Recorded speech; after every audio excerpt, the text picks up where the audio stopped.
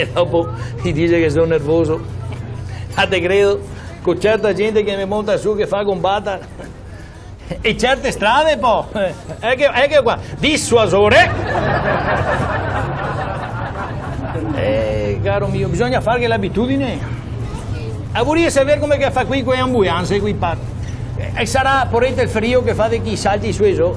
Dissuasore. E bisogna abituarsi, ma su sta linea che ne sarà il mango disdotto, vinti. Ehi, fate chi par piste da motocross. Dissuasore. Orfeo, sì, ti conosci, Orfeo. È nato in pensione 5 anni fa ormai, mio collega.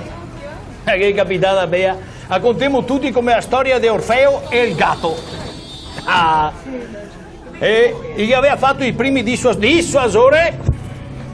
Gli aveva fatto i primi dissuasori. No, quello che ti salti, ti puoi ingastare un attimo, ti tira su un pochettino. Dissuasore.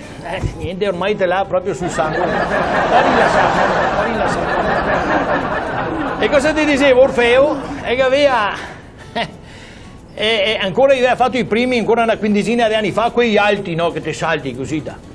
E a un certo punto, lui sì, che o che non gli ha visto bene, o che si arriva a massa forte a 60 all'ora, la piantana mina, bang! Saltare su tutta la corriera e anche macchine da trio col camion che era a 50 metri in pindrio. Tutti per aria.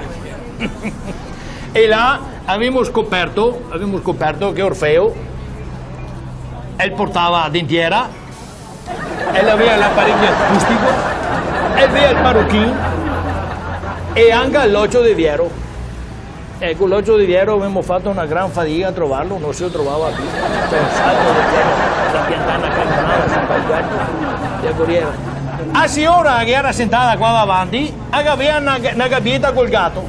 Come ha fatto il salto, il gatto le partiva la muena smiaguava. E torna su a Cheba. Hai visto il gatto? Ti ha recuperato dopo una settimana la signora dei pulizie e l'era ancora piccato su una plafoniera nascosto con l'occhio di Viero in bocca.